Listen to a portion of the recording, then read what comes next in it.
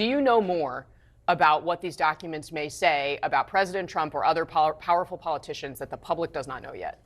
Yeah, there's still more that committee staff is going through and determining what needs to be redacted before the release. And then we always consult with leadership on the Republican side as well before any drops are made public. And I fully anticipate that we will receive more, at least from the estate of Epstein. It does not seem like the Department of Justice has really been inclined to actually participate, which is one reason that we're talking about this discharge petition and talking about this vote. It's because we need something with a little bit more fire behind it to hopefully get the Department of Justice to finally start to cooperate. Why is it that Epstein's estate, I mean, the Todd Blanche, the president's deputy attorney general now, he wrote this morning that when he went to interview Ghislaine Maxwell, quite a moment, that law enforcement didn't have the materials that Epstein's estate hid for years and only just provided to Congress. Why is he saying this now, and why is the estate talking to Congress if not to the... Have you ever heard of CYA? That's exactly what we've got going on. And it was interesting because you made a Freudian slip. You said the president's attorney. You're right. That's who he is. I should have said former personal attorney. That's who he is, though. Like, I'm sticking with it. I get what you got to say. But at the end of the day, that's what he's been trying to do. He's been trying to do Trump's bidding. He has not been acting like anyone's attorney general. And we know that when it comes down to whether you're the deputy or whether you are, say, Pam Bondi, the actual AG, you are supposed to be the people's attorney. But she has decided that she wants to neglect the people and do whatever it is that Trump wants her to do, along with Todd Blanche. So here it is. He's like, well, I didn't have all the information. Well, sir, did you try to get the rest of the information? Do we know for sure that the Department of Justice didn't have this information? And if they didn't have this information, do we know whether or not they actually deleted this information? Do we know that there was a thorough investigation? Do we know whether or not the investigation had concluded? These are all questions that we need answers to, but we can't get them when you're not cooperating. So we don't know what the DOJ has, nor what it is that the DOJ potentially was trying to do. Considering that the president right now is trying to obstruct on some very basics of let's just get a subpoena that says release all the information, I wouldn't be surprised, just like he obstructed the prosecution of one of his henchmen who took $50,000 in taxpayer dollars from undercover officers. I wouldn't be surprised if he sent a message and said, stop investigating. We're done with this. Epstein's dead. I don't want to hear anything else about it. Do you have any evidence of that claim? I have no idea. No, that's the whole point. I have no information. And that's why we need these files to be released, because we are looking for transparency, whether you're a Democrat, Republican, or independent. Listen, if people decide that they want to continue to support a person who may be a pedophile himself or a person who obviously is covering for pedophiles, that's on them. But they should know at least the devil that they have decided to pick. We saw at the top of the show a number of, at the time, Donald Trump surrogates and supporters, including his son and his vice presidential nominee, say that the Epstein files should be released. Obviously, there was a Democrat who was president at the time, Joe Biden. Why were Democrats not louder at that time about this release? So a couple of things. Number one, you had pending litigation. So we're not the ones that went out making some campaign promises. In fact, the vast majority of Democrats had been campaigning on things such as affordability. I know that Kamala Harris had an actual plan so that people wouldn't necessarily be stuck in a mortgage for 50 years, but instead she wanted to make sure that they could have $25,000 down payment so that they can move into homes and make life overall more affordable. So we were focused on the bread and butter issues. This was a campaign issue of his. But while there was pending litigation, if you look at when Maxwell was finally convicted, and honestly, she just finished probably one of her last appeals here recently, you are not usually in the middle of an active case and then you say, oh yes, we're going to release everything. That's not how that goes. So she was prosecuted under the Biden-Harris administration. So no, this was not something to do at that point in time. At this point in time, it's clear that they are not interested in going forward with any additional prosecutions, in addition to the fact that the survivors have come forward. They are begging Congress to do this. This is not something that the survivors were necessarily doing at that time. They were still believing in the system and hoping that it would work. What's your sense? The survivors obviously have been on Capitol Hill, Yeah. And of course, many of them endured just horrific things.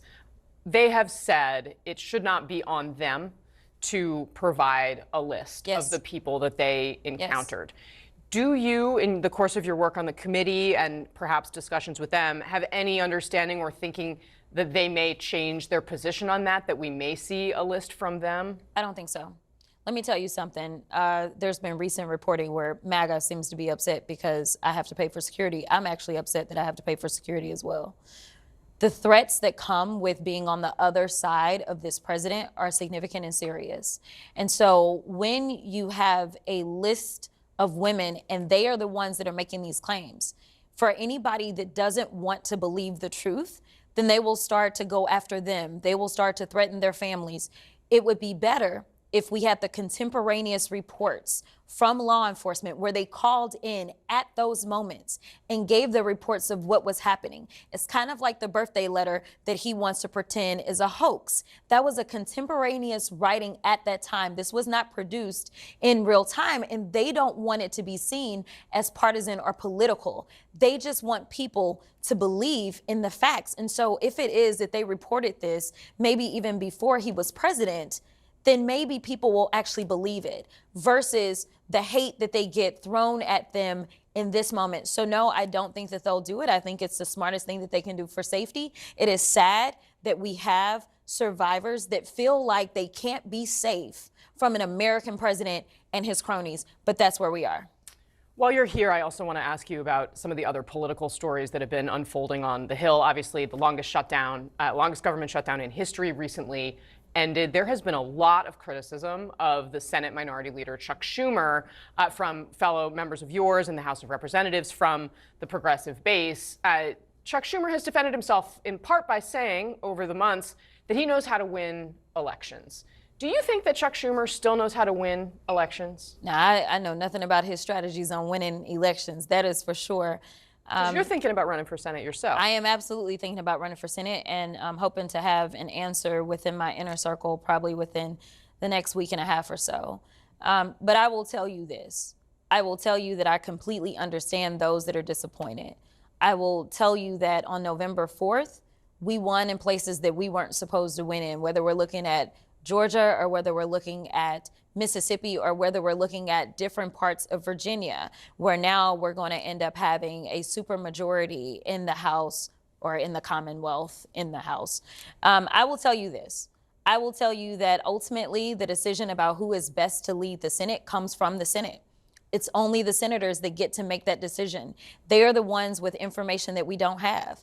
I don't know if there's someone that can fundraise stronger than Chuck Schumer. Maybe, maybe not. I don't know what all Chuck does when it comes to making sure that we have the best chances with the Senate map that we're given in any given election cycle. And I trust our senators in the Senate to decide on who is best to lead them.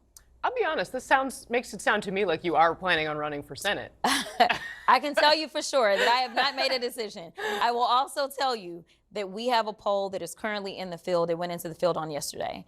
I am waiting on those results. It's the first and only poll that I've put out to be able to kind of understand where I really am. I don't want to rely just solely on third-party polls. So basically you're polling yourself to try to make a decision about what you should do. I am. I'm polling to determine whether or not I can expand the electorate, and I believe that I can.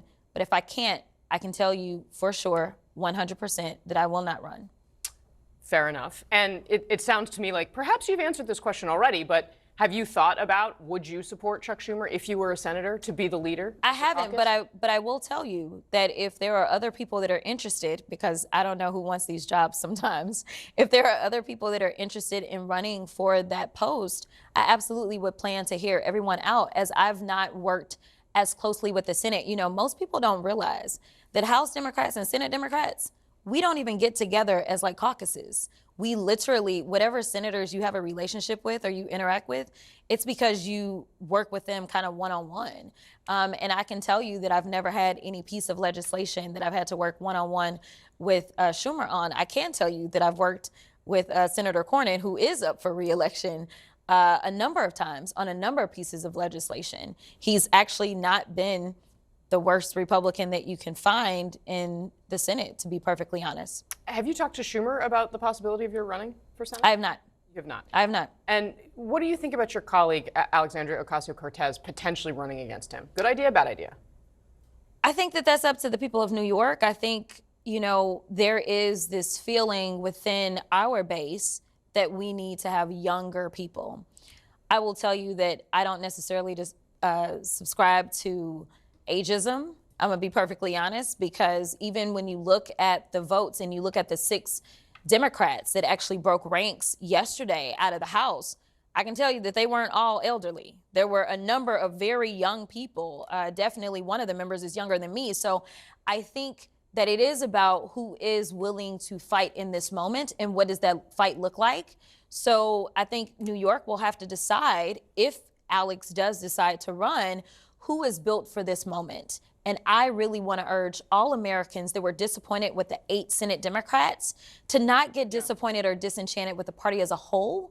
But when you go out, don't just vote for a Democrat. Vote for a Democrat that is ready for the fight that we're in at this moment, one that is looking for accountability with this rogue administration.